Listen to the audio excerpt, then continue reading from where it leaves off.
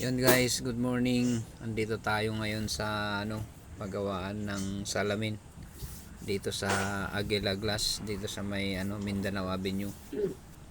Kasi nabasagan tayo ng salamin. Naatrasan daw to ng jeep. So kami yung inutusan na magpagawa. Subaybayan natin guys kung paano gagawin to. Kasalukuyan na linilinisan ngayon. Ayan tinatanggal yung mga bubog para malinisan ng maayos. Abang-abang lang tayo guys.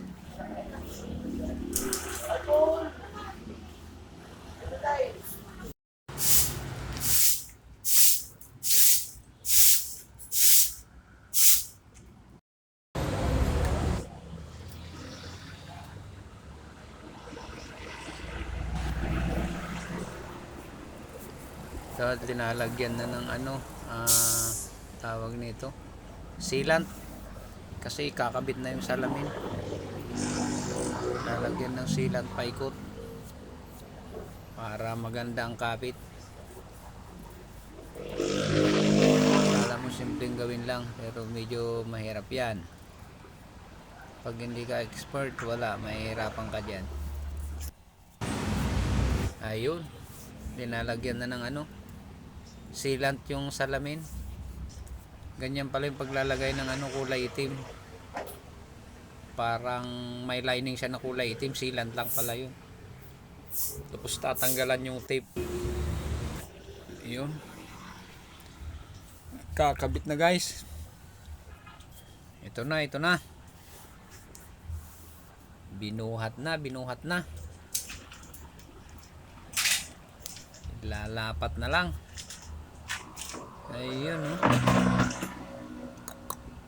parang walang nangyari. Ipaw. Ayos palo-palo para kumapit.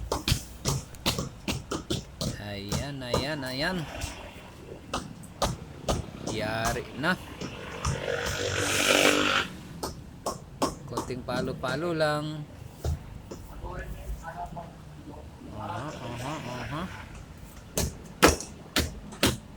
Diba? Ganun lang. Tapos kunting retouch. Malamang lalagyan pa ng yan, sealant ulit dun sa loob.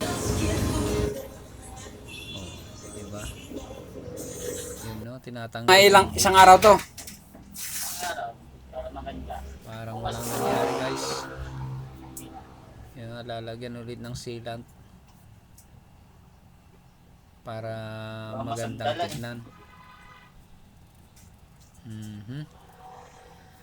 Makakauwi tayo ng maaga-aga. Hindi pa pala pwedeng ibiyahe kagad to.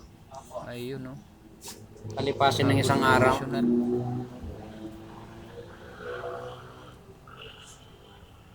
Pero pwede nang itakbo to na iuwi. Yan pala yung halaga niyan ay nasa Biyahe lang talaga. Kano ba yun? 3.7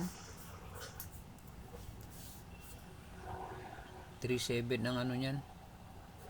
Bayad kasama na labor.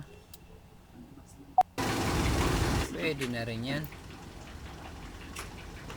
Ayun, linis-linisan ng konti, punas-punas.